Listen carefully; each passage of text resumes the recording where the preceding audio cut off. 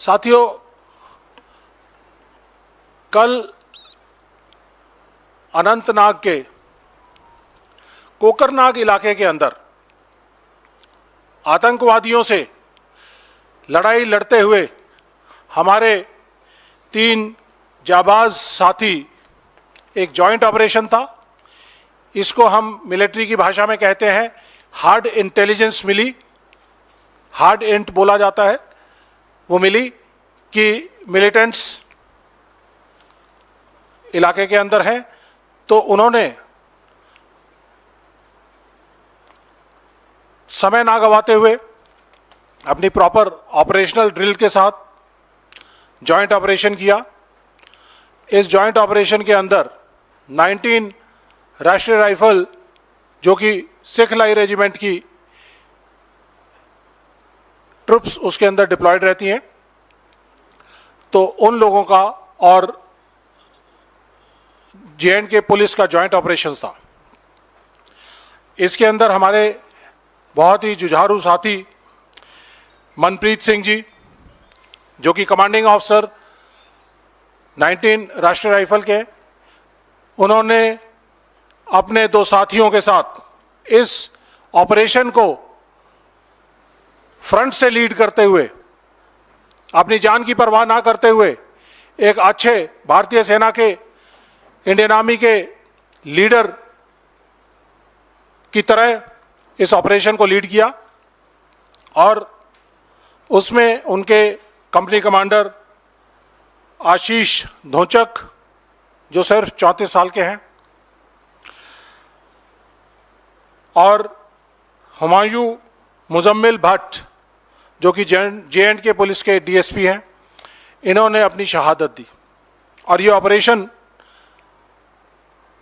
कल से चल रहा है। सुबह 6:45 पर कर्नल मनप्रीत ने अपने परिवार से बात की थी और कहा कि हमें ऑपरेशंस में जा रहे हैं, और कल लड़ते हुए हमारे जाबाजों ने टेररिस्ट के साथ अपनी सुप्रीम सैक्रिफाइस दी। जब हमारे साथी लड़ाई लड़ रहे थे और उनका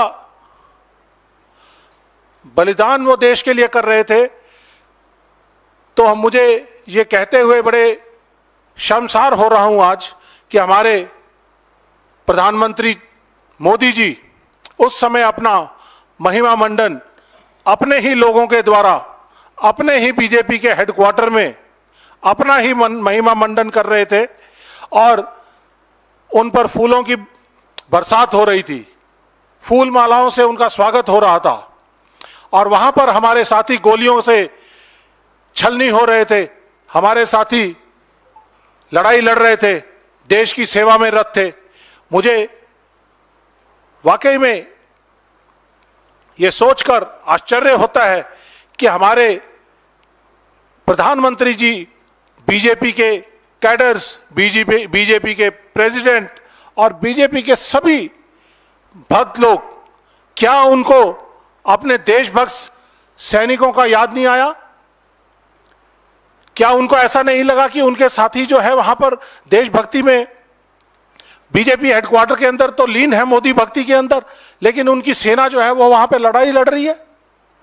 मुझे शर्म आती है कि हमारे एक तरफ तो हमारे प्रधानमंत्री जी हैं जो देश को लीड कर रहे हैं, अपना महिमा मंडन करा रहे हैं, और एक तरफ मैं गर्व महसूस करता हूं कि वहां पर कमांडिंग ऑफिसर मनप्रीत सिंह अपनी पलटन को लीड करते हुए, अपने क्यूआरटीज को लीड करते हुए लड़ाई लड़ रहे हैं और अपनी शहादत दे रहे हैं। ये दोनों बातों में बड़ा विरोधाभास है। साथियों, आपको इन तकलीफों का अंदाजा शायद ना हो। हमारे साथियों ने इसी एरिया के अंदर हमने काम किया हुआ है, और इस बेशर्मी की जो मिसाल हमारे मोदी साहब ने जो दी है, उसके लिए मैं आप सब लोगों को कुछ वीडियो दिखाकर आप लोगों को बताना चाहूँगा कि आप इस चीज़ को कंपेयर कर सकते हैं।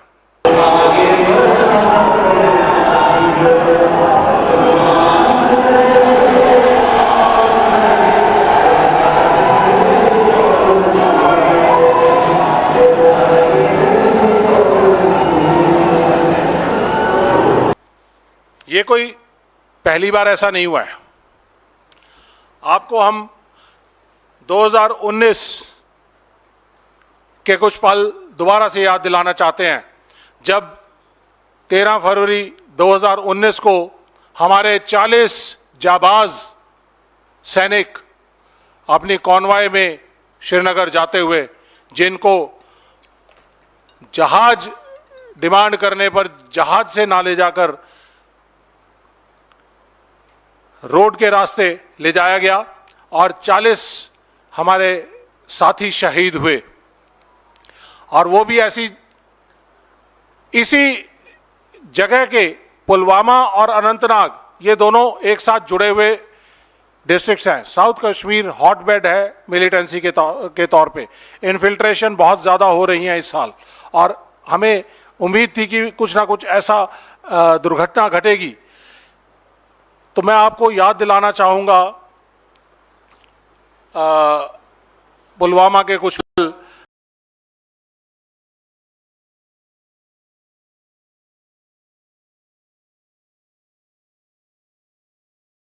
मैं आप प्रेस के मेंबरान से पूछना चाहता हूं, क्या यह सही है?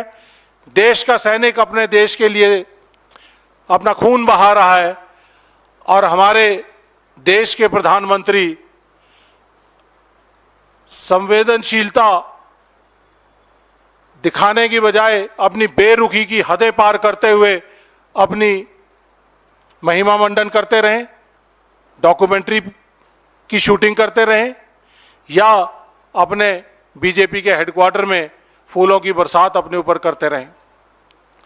तो इस मौके पर मुझे एक बड़ा अप्रोप्रिएट है, माखनलाल चतुर्वेदी जो बहुत ही नोन पोएट हुए हैं, उनकी एक कविता है, उसको याद करता हूं आज मैं और आप लोगों से साझा करना चाहता हूं। उसका नाम है पुष्प की अभिलाषा, और वो कहते हैं, चाह नहीं देवों के सिर पर चढ़ूं, भाग्य पर इठलाऊं, मुझे तोड़ लेना वनमाली, उस पथ पर देना तुम फेंक, मातृभूमि पर शीश चढ़ाने, जिस पथ जावें वीर अनेक। ये तो हमारे देश की संस्कृति है, और संस्कृति की बात करने वाले प्रधानमंत्री हमारे देश के सैनिकों की, उनके सैक्रिफाइस की, उसके ऊपर अपने प्रोग्रामों को बिना रोकना चाहिए था, बिना रोके अपने कार्यक्रम बढ़ाते जाते हैं। तो ये एक शर्म की बात है। इस ऑपरेशंस के अंदर एक कमांडिंग ऑफिसर ने लीड करते हुए लड़ाई लड़ी, शहादत हुई, लेकिन कहीं ना कहीं इंटेलिजेंस फेलियर का बहुत बड़ा एक एग्जाम्पल कहीं ना कहीं दिखाई देता है कि कहीं ऐसा ना हो कि इंटेलिजेंस आई, उसके ऊपर काम किया गया, काम करने के बाद उसके ऊपर उनको एलिमिनेट करने के लिए कोऑर्डिनेट सर्च ऑपरेशन जारी किया गया। इसमें कई और ऑपरेशनल मुद्दे और इंटेलिजेंस से रिलेटेड मुद्दे होंगे, जिनके बारे में हम आज बात नहीं करना चाहेंगे, क्योंकि आज भी अभी ये ऑपरेशंस चल रहा है, और इस ऑपरेशन को मान और सम्मान देते हुए हम किसी और चीज़ के बारे में बात नहीं करेंगे। लेकिन एक ये बड़ा ही डेलिब्रेट एम्बुश है, इसको फौज की भाषा में डेलिब्रेट एम्बुश कहा जाता है, जिसके अंदर एक इंफॉर्मेशन दी जाती है, उसके बाद उसके इंफॉर्मेशन के तहत ल्योर किया जाता है, एम्बुश ग्राउंड ले किया जाता है, और उसमें जब कभी डिफेंस की पार्टीज जाती हैं तो अचानक फायरिंग होती है। तो एक ये डेलिब्रेट एम्बुश का एक एग्जाम्पल है। इसके अलावा मैंने अपनी पहली प्रेस कॉन्फ्रेंसेस में कुछ बात कही थी जो आज भी रेलेवेंट है। इस साल तकरीबन 30 से ज़्यादा टेररिस्ट अटैक हो चुके हैं। काफ़ी हमारे सैनिकों ने अपनी जान गंवाई है, शहादत दी है। इसके साथ साथ हमारे जो सैनिकों के लिए बड़ा ही कड़ा वक्त है, डिफ़िकल्ट टाइम है। ये इलेक्शन का ईयर है। पुलवामा भी इलेक्शन के साल में हुआ था।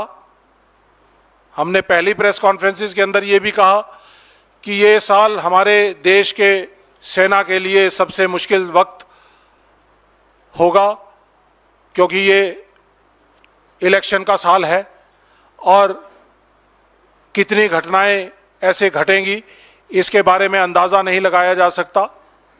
लेकिन फौजों को और देश की सेनाओं को सतर्क रहना पड़ेगा और किसी तरह का भी जो अंदेशा है गलत ताकतों का हमारी देश की सेना को कमज़ोर करने का या उसको आहत करने का, तो उससे हमें बचते हुए अपने दिशा में आगे बढ़ना पड़ेगा। लेकिन हमें मोदी साहब से कुछ सवाल तो ज़रूर पूछने पड़ेंगे कि मोदी साहब, आपने किस चीज़ का आप सेलिब्रेशन कर रहे थे? ऐसा क्या काम किया था आपने जिसका आप सेलिब्रेशन कर रहे थे? आप अपने ही लोगों के बीच में ही अपना महिमा मंडन क्यों कर रहे थे?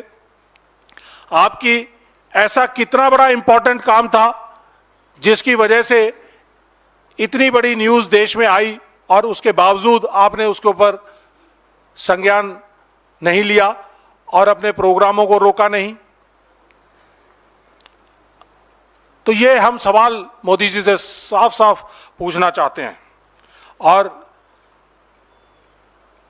इसके साथ साथ कई सारी और भी घटनाएं हैं जिनके बारे में हम बात करेंगे, आने वाले समय के अंदर बात करेंगे। लेकिन हमारा देश इस टाइम पे आहत है, घायल है, लेकिन हम फिर वापस उठेंगे, लड़ेंगे, परिवारों को जोड़ेंगे। जुड़ेगा भारत, जीतेगा इंडिया। इसी मुहिम को आगे लेते हुए चलेंगे। और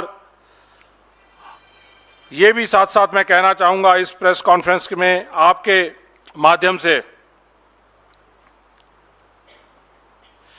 कि देश की सेना आहत है, देश के लोग आहत हैं। मोदी जी, देश के सारे देशभक्त नागरिक आहत हैं, लेकिन आपके बीजेपी के जो भक्त हैं उनके बारे में हम कुछ ज़्यादा नहीं कह सकते कि उनकी क्या मंशाएं हैं, क्या उनकी सोच है। और इस प्रेस कॉन्फ्रेंस में मुझे कुछ पंक्तियां, हरिवंश राय बच्चन जी की एक कविता है, घायल हिंदुस्तान, वो मुझे याद दिलाती हैं कि आज का जो समय है वो वही समय है।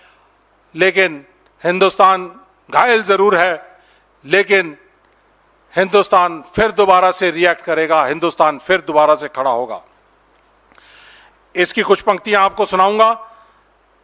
आंधी के पहले देखा है कभी प्रकृति का निश्चल चेहरा, इस निश्चलता के अंदर से ही भीषण तूफान उठेगा। मुझको है विश्वास किसी दिन घायल हिंदुस्तान उठेगा। जय हिंद, जय भारत।